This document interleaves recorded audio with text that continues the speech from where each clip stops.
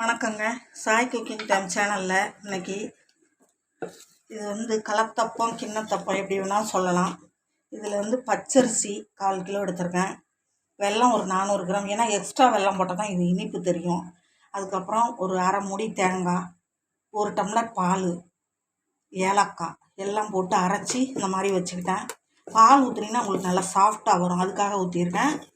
பாருங்கள், குக்கர் வச்சுருக்கேன். இதில் நெய் ஊற்றிக்கலாம்.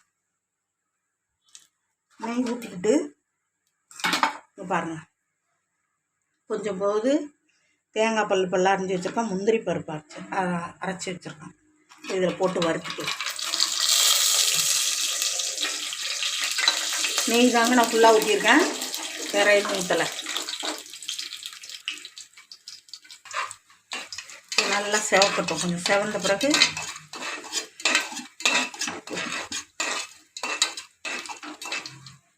இதில் ஊற்றிடலாங்க. இப்போ இந்த இதில் நெய்யே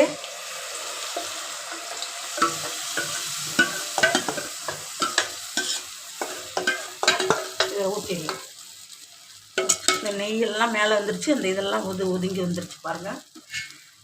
பாருங்கள்,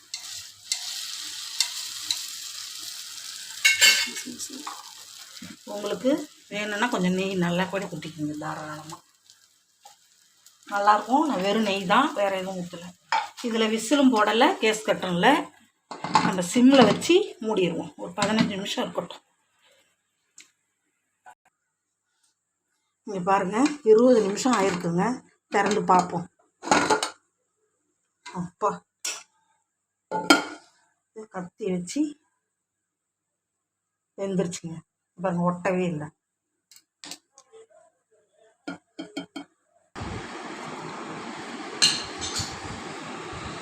இங்கே பாருங்கள், கலத்தப்பம் ரெடி ஆகிடுச்சு. 20 நிமிஷத்துக்கு மேலே, 25 நிமிஷம் மாட்டம் வெந்தது.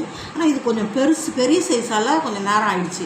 இன்னும் கொஞ்சம் கம்மியாக சின்ன கேக்காக செஞ்சோம்னா இன்னும் கொஞ்சம் சீக்கிரம் வந்திருக்கும். இதில் பச்சரிசி, தேங்காய், ஏலக்காய், வெல்லம், 1 டம்ளர் பால் ஊற்றி அரைச்சிக்கிட்டேன். அதுலேயே பாருங்கள், முந்திரி பருப்பு, நெய் தான் ஊற்றினேன், வேறு எதுவும் நான் எண்ணெய்லாம் ஊற்றலை. நல்லா வாசனையாக இருக்கும். இதை நம்ம கட் பண்ணுவோம். இப்போ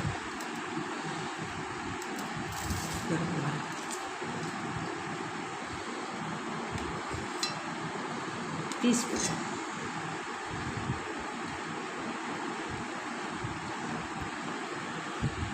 இது பாருங்கள், நல்லா சூப்பராக நல்லா பன்னு மாதிரி நல்லா வெந்து 4 பக்கம் நல்லா இருக்கும். இதே போல் நீங்களும் கலத்தப்பம் செஞ்சு பார்த்துட்டு வீடியோவில் சொல்லுங்கள். நன்றி.